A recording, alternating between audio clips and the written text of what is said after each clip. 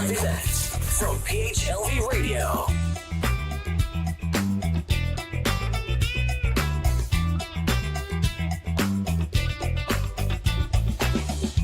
Hey, what's up, guys? Welcome to another Mahalo Halo Las Vegas. And I want to say happy Monday. It's a happy Monday today. We have lots of stuff going on. Filipino Heritage Month just ended. It's November now, and we are just kicking off the holiday season. And I'm really excited because it's my favorite time of the year, besides summertime, right? Just want to say hi to my sister Lepa Leps. You know, it's been a couple of episodes without her, and I do miss her. She's been, life is lifing, when you have kids and you have a job and all the things. We miss you, girl. But I'm here today to honor our very own Filipino Town member and also business owner, Sam Maxion of the DJ Museum that just opened and made its mark here in the heart of Filipino Town. We're so excited to meet you. We're also very excited for what you have brought to the community. So give it up for Mr. Sam Maxion, also known as DJ Slammin Sam. Well, thank you so much, Tony, for inviting me on. It's a pleasure, and I'm excited. I love the studio. PHLV is on fire. Super cool, right? Well, you've been on with us before. I think the first time you mentioned was during maybe the pandemic on a Zoom link. Yes, Zoom is way different. Yeah. So at that point, you were still doing music and stuff. DJ Museum has not been born yet. Was that even a thought back then? Actually, it's been a thought for several years. Mm-hmm. It's just being able to put everything together and get all the setup in place, right? Because obviously a museum takes a lot of work. So roughly about 3 years ago is when everything started to kick into high gear. Mm-hmm. And that went from knowing the curation of memorabilia and artifacts that I had and where everything would be put into a space. Right. And obviously find a space to house everything. So those were the setup points that I had to go through prior to everything coming together this year.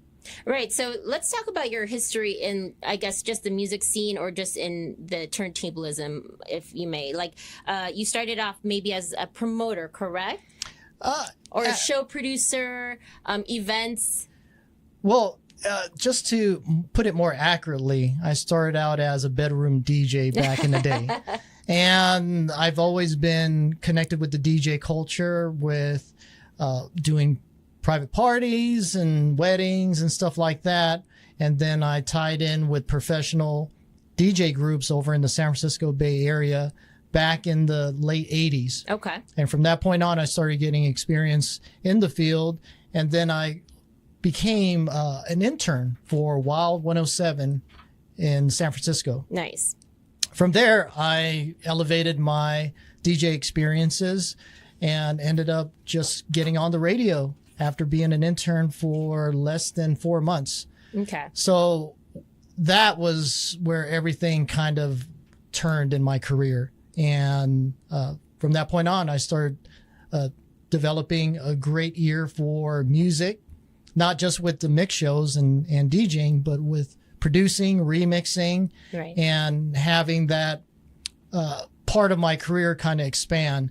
And that was incredible. I had a great run in the late 90s and early 2000s producing, remixing for so many major labels. Right. You could basically Google all that. But as you know, when it comes down to the producing and artists, you have your high points in your career. And that was a great high point. Mm-hmm. And it still stands to this day as a very memorable situation for me.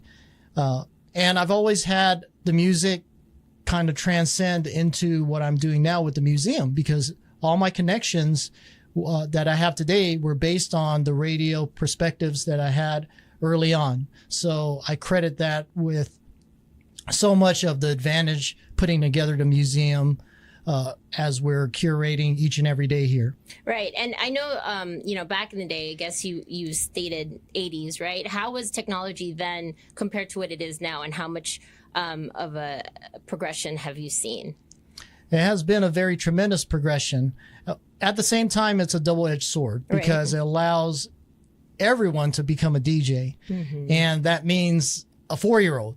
If a 4-year-old could just get their smartphone and get this controller from Walmart, they could DJ their uncle's party. Right. And that is what technology has provided. Back in the day, you had to go to the record stores and purchase records and carry these crates to each and every venue. And that was a learning curve that everyone enjoyed back in the day. Right. So basically, the museum is to preserve that sort of origin so we can have that for the kids and older adults to reflect on and say, wow, that's when I used to do this. And then they would tell their kids and their grandkids, yeah, granddad used to carry these records and used to have these mixers and turntables. So there's a very refined community there that the DJ Museum is going to put forth. Right. And I remember, my way of mixing songs was pressing record and play at the same time. And then during the radio edit, right, or the commercial, you'd be like, please stop talking, because you wanted that perfect blend. And because there's so much of the technology now, like kids don't even need that. They just look up a song and it's instantly there, right? Or a mixtape, right? That they love, whoever, whatever artist, whatever DJ. But back in the day, it's like, oh, if I want a slow jam, I have to wait for it for hours. And it's like, hopefully Power 106 or whichever station you listen to will play it. And it's incredible to see where we have come as, I guess as an entertainment industry, because you're right. Anybody can now be the artist that they hope to be instantly. Whereas, like you said, the paying your dues came with, carrying your mix crate, digging through your records, making sure that those records aren't scratched. And if you're part of like a record label, tell me about your experience having to pay your dues to get the latest and greatest of, what's going on in the industry. Yeah, basically you have to be totally passionate about your trade, because if you're not, then you're really selling yourself short. And I think for the most part, what I've been doing is just steadily progressing with every trend that's happening from the very beginning of my career till now. You don't want to overlook things. Right. You have the tendency as you get older to kind of like, that's not how it used to be, or have this like grumpiness to you. Right. But it's natural for a lot of people to do that. For example, I have a high school buddy that he'll remain nameless, but he tells me he doesn't like anything new. Okay. And he just wants to listen to the old school, right, freestyle, hip hop. Yeah. And that's it. Right. And I'm thinking, wow, all right, that's fine. He has his own opinion. But to me, you're kind of limiting yourself, because there's only so much that could be played, because right, it's just repeating songs. Yeah.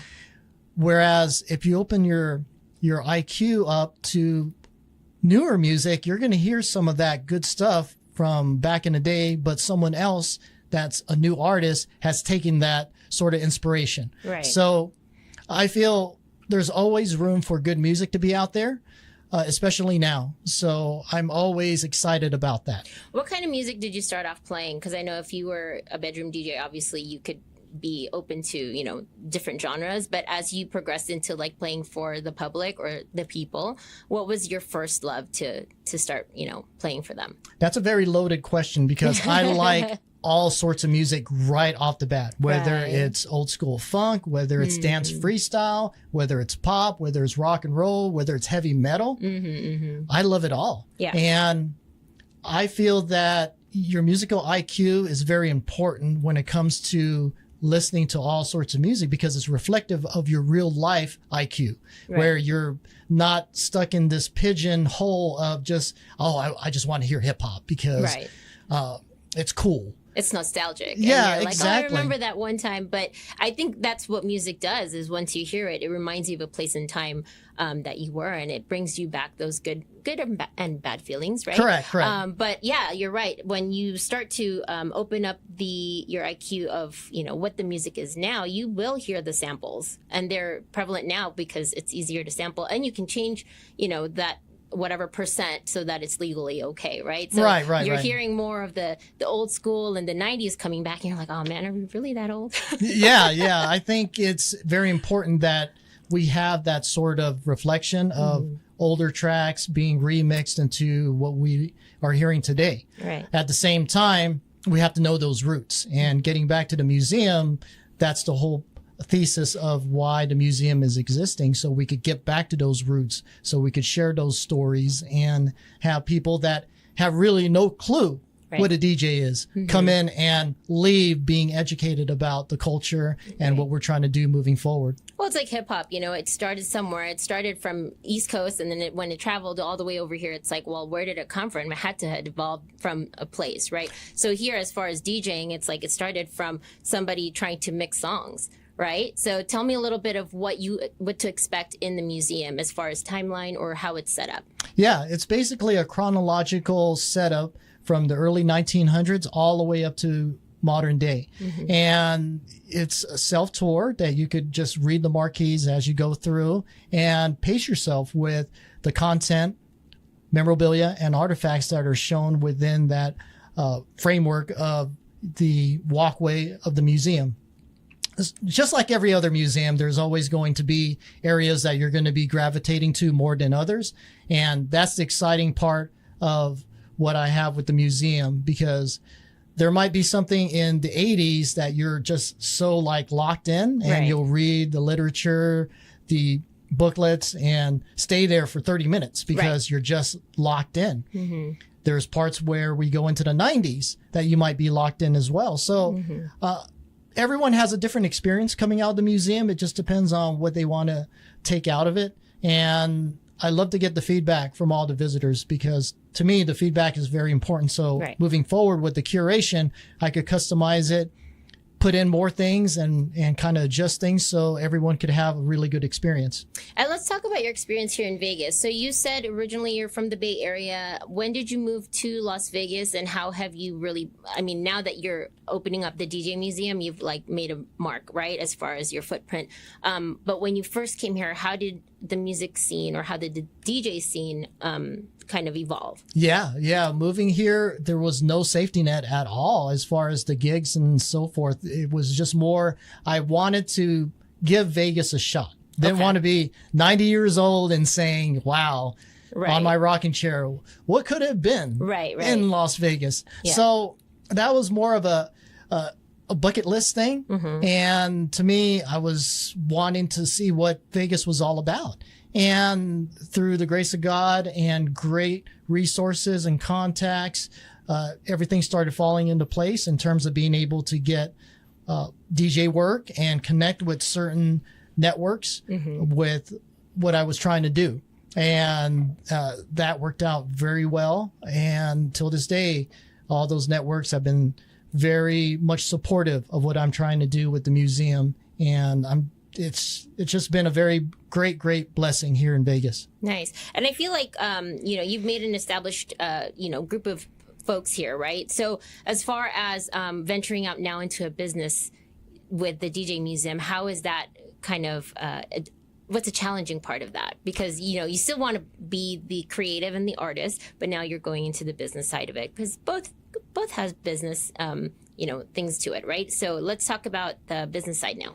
Yeah, basically I have to put that administrative cap on in order to get certain things done.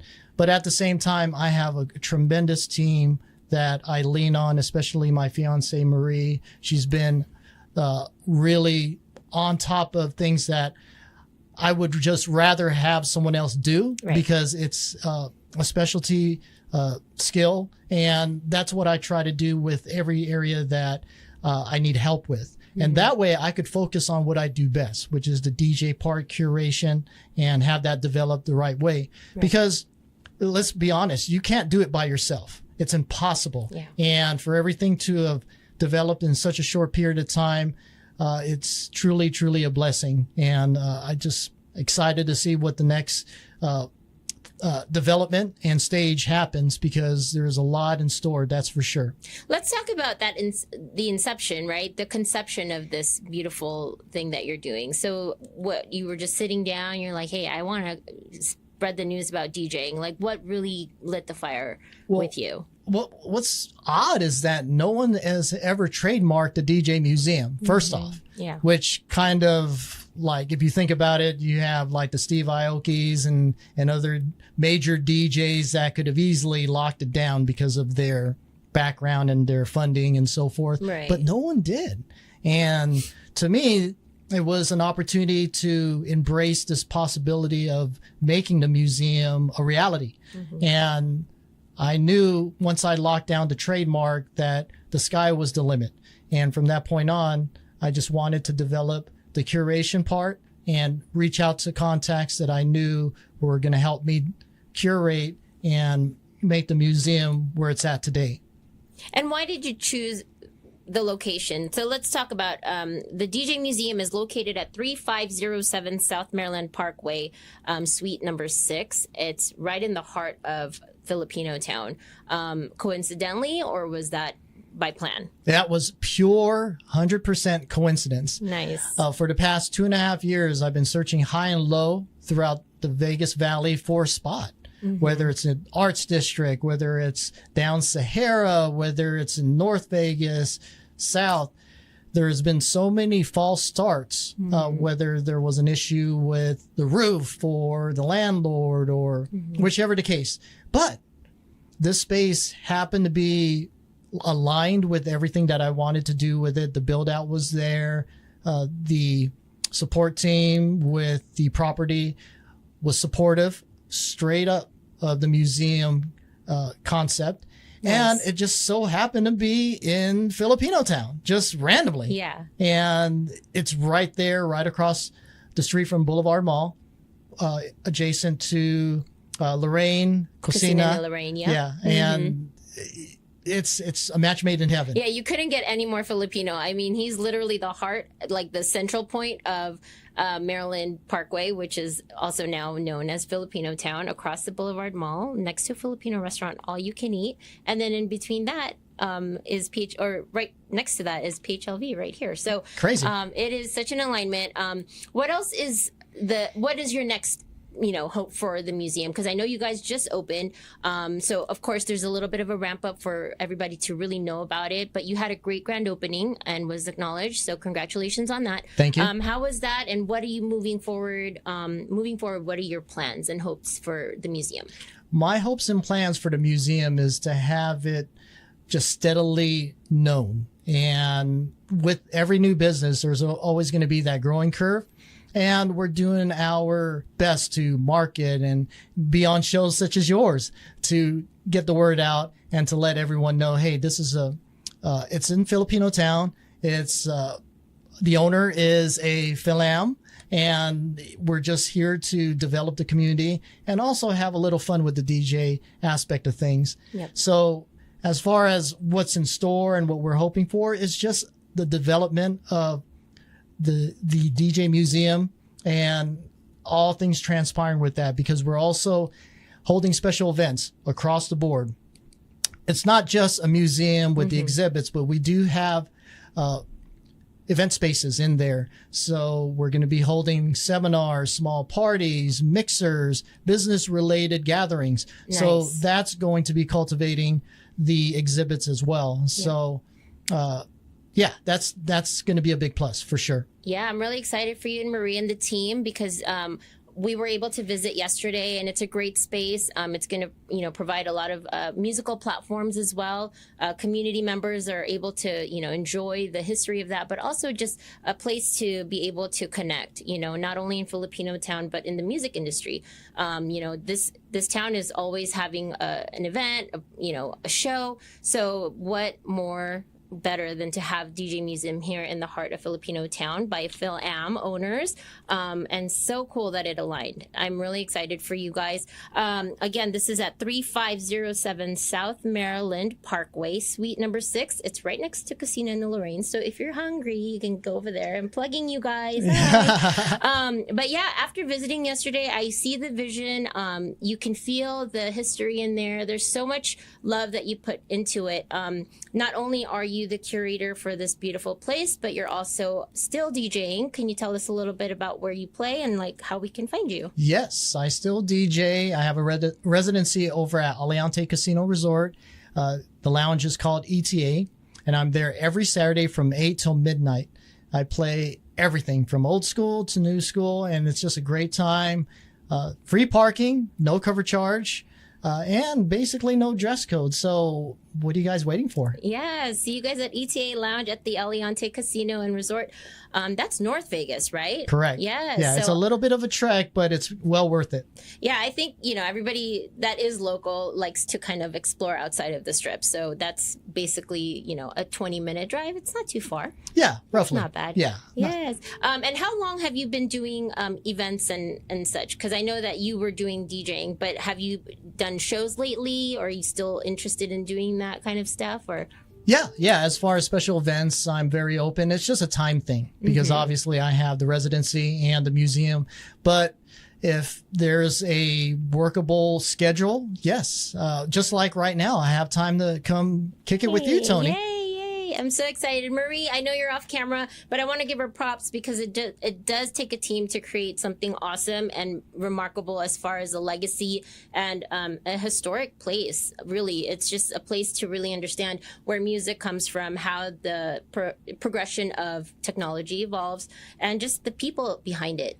There's so many Fil-Am DJs here in town, and I think, the circuit is pretty vast, but it's also a very niche community. So being that you are, the curator of this place is going to allow a little bit more of a conversation for the next generation. So I'm really excited for you guys. Is there anything you want to share with our upcoming business owners and artists that want to make it here in Las Vegas? Give us some jewels and gems. Yeah.